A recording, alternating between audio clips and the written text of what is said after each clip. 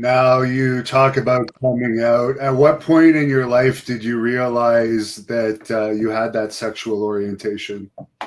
Yeah, it's just something that, you just have these feelings for so long as a kid, but you suppress them, I remember, my mom always saying, I'm the only child. My mom would always say, "Oh, I can't wait to have grandchildren.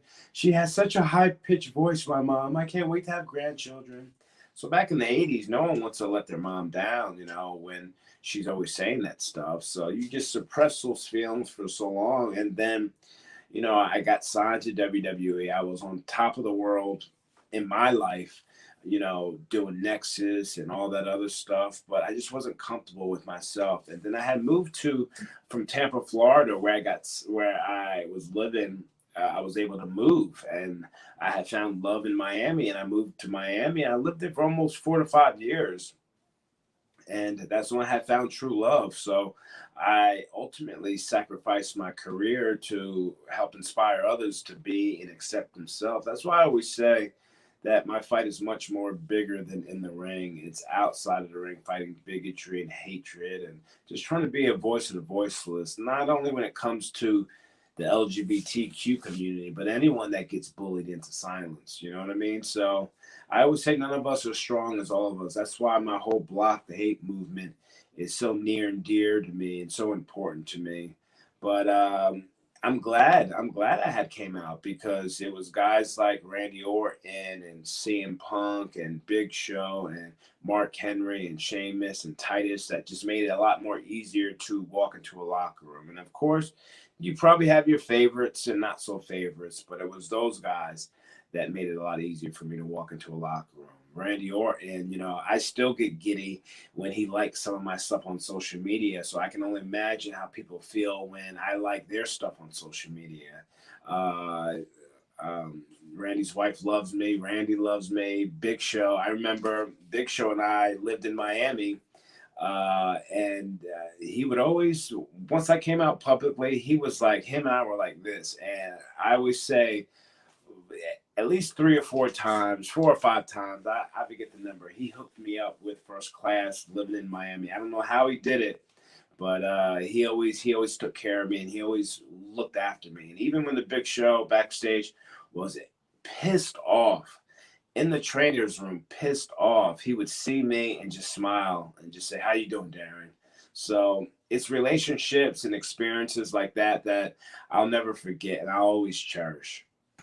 Now, I remember when it first came out that you were gay, it was on TMZ and you were just walking in an airport. Is that when you just decided, hey, TMZ is coming up to me, I'm going to say it? Or did it come out before, but it just wasn't that public and you just took that opportunity to make it that much more public? I could have been outed. Who knows? Like I said, you know, I felt like it was like the right place and the right time, and it was like fear of the unknown. The TMZ said what he said, and I came out with what I said, and I said to myself afterwards, I said, "Damn, I should, I don't know if I should have said that." So that's when I had contacted WWE and I told them what had happened, and they assured me everything would be okay. But thank goodness I did what I did because I was just tired of living a lie.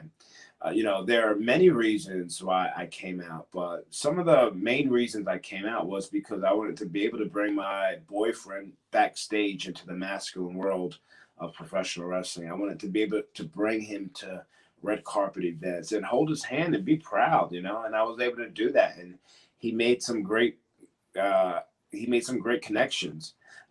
He wasn't a big wrestling fan, Nikki, but he was a big fan of like Stone Cold Steve Austin and the Attitude Era because even people that didn't like wrestling kind of knew who Stone Cold Steve Austin was. So Steve Austin and my ex at the time, we ran into Steve before he was going to do his show backstage at Raw, and he was just so kind to my ex and me, and he was saying, "Oh, how's this guy treating you? How you enjoying WrestleMania week?" So just so kind, and just stuff that I'll never forget. Steve Austin being so kind to my ex that loved him at the time. Thank you for watching the Hannibal TV. Please like this video if you enjoyed it, and click the subscribe button to not miss any of our latest shoot interviews, match videos, or news updates. Follow us on Twitter at the Hannibal TV for instant updates.